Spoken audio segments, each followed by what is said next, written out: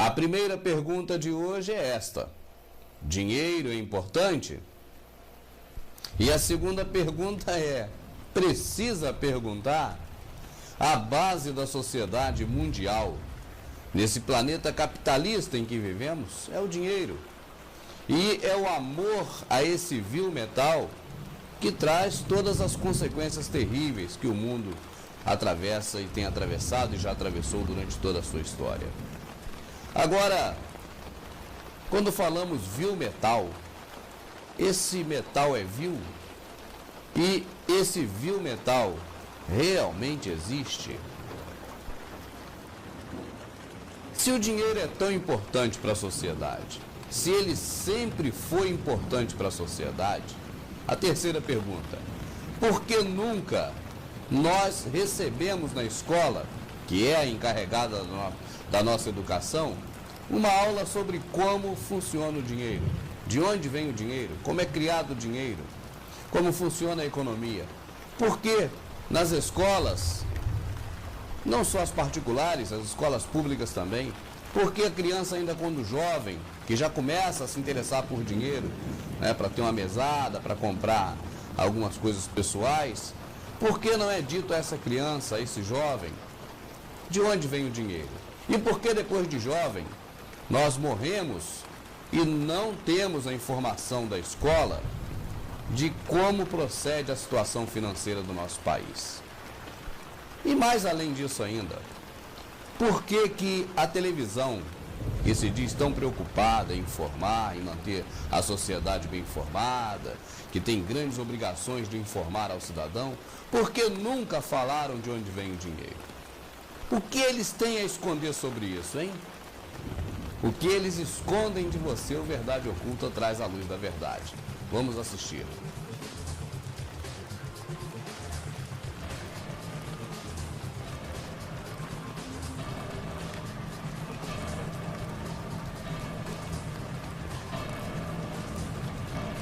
Capítulo 1. Introdução.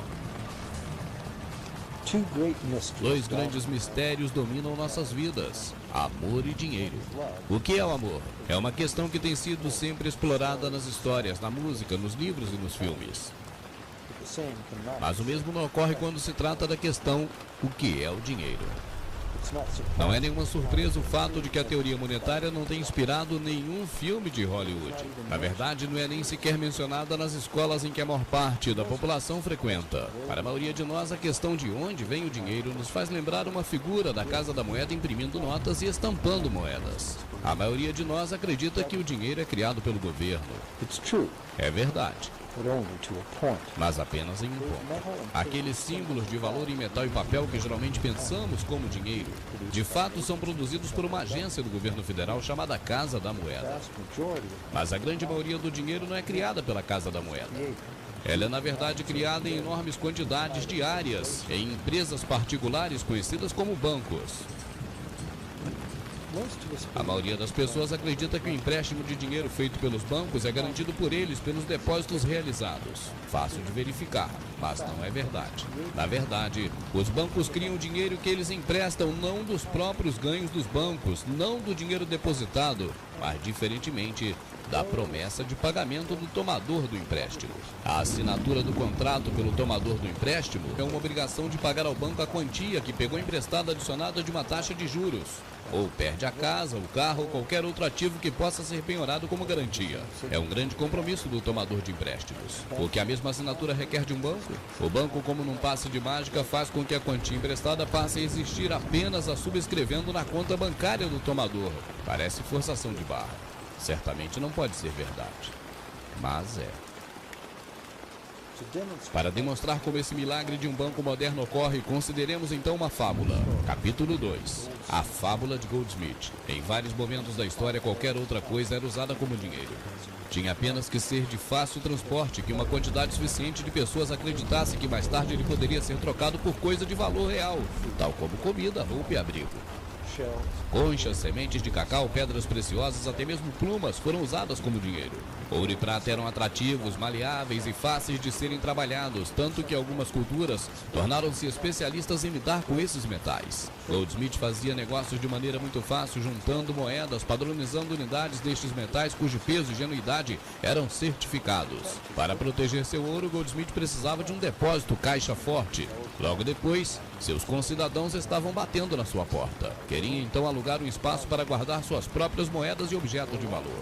Logo em seguida, Goldsmith estava alugando cada prateleira da sua caixa forte e ganhando uma pequena quantia em seu negócio de alugar espaços. Os anos se passaram e Goldsmith fez uma astuta observação.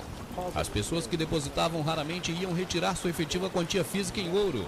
E eles nunca vinham todos de uma só vez. Por causa de uma reivindicação em relação aos cheques que Goldsmith subscrevia como recibo pelo ouro depositado, os cheques, começaram a ser negociados no mercado como se fosse ouro. Esse dinheiro de papel era muito mais conveniente do que as pesadas moedas, e as quantidades poderiam simplesmente ser escritas ao invés de trabalhosamente contadas uma por uma a cada transação financeira. No entanto, Goldsmith desenvolveu um outro negócio. Ele emprestava o seu ouro cobrando juros. Muito bem, como o prático cheque reivindicado passou a ser aceito, os tomadores começaram a pedir pelos empréstimos em forma desses cheques, ao invés do verdadeiro metal. Como a indústria expandia cada vez mais pessoas passaram a pedir empréstimos para Goldsmith. Isso lhe deu uma ideia ainda melhor. Ele sabia que apenas poucos depositantes apareceriam para retirar o seu ouro. Logo, Goldsmith imaginou que poderia facilmente se livrar dos empréstimos atrelados aos seus depósitos em ouro, além dos seus próprios. À medida que os empréstimos eram pagos, seus depositantes não estariam mais informados do que antes, e nem em pior situação. E Goldsmith, agora mais como banqueiro do que artesão, faria lucros muito maiores do que poderia quando emprestava somente o seu próprio ouro. Por anos, Goldsmith secretamente faturou uma boa fortuna, com juros cobrados sobre os depósitos de cada pessoa. Agora um notável emprestador, ele rapidamente ficou mais rico que seus concidadãos, e isso começou a chamar a atenção. Cresceram as suspeitas de que ele estava gastando o dinheiro dos seus depositantes. Estes se uniram e ameaçaram retirar seu ouro se Goldsmith não revelasse a origem da sua riqueza. Completamente diferente do que poderíamos esperar, isso não se tornou um grande problema para Goldsmith. Apesar da fraude inerente ao seu esquema, a sua ideia funcionou. Os depositantes não tinham perdido nada. Todo o ouro deles estava ainda salvo no caixa forte de Goldsmith. Ao invés de pegarem de volta o seu ouro, os depositantes demandaram ao Goldsmith, agora como banqueiro deles, que ele dividisse, pegando uma fatia da arrecadação com juros. E aquilo foi o início das operações bancárias. O banqueiro pagava uma pequena taxa de juros sobre os depósitos de outras pessoas que ele em seguida emprestaria a uma taxa maior. A diferença cobria o custo de operação do banco e também a sua lucratividade. E a lógica desse sistema era simples. Parecia um meio razoável de satisfazer a demanda por crédito. No entanto, essa não é a forma pela qual os bancos trabalham nos dias atuais.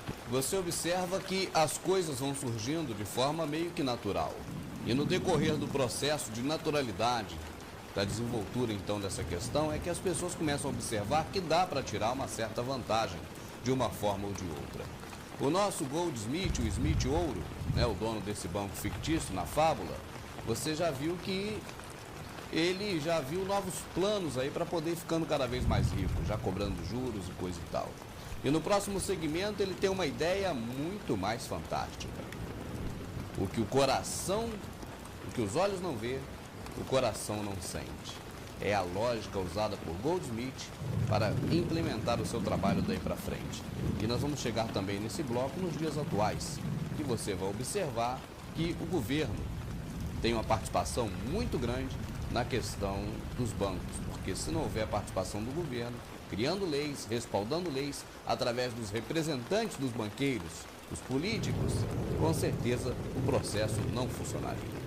Vamos a mais um segmento com ainda a parte da fábula do Goldsmith. Preste bastante atenção, porque é muito importante. Se precisar, você retorne novamente para poder assistir mais uma vez.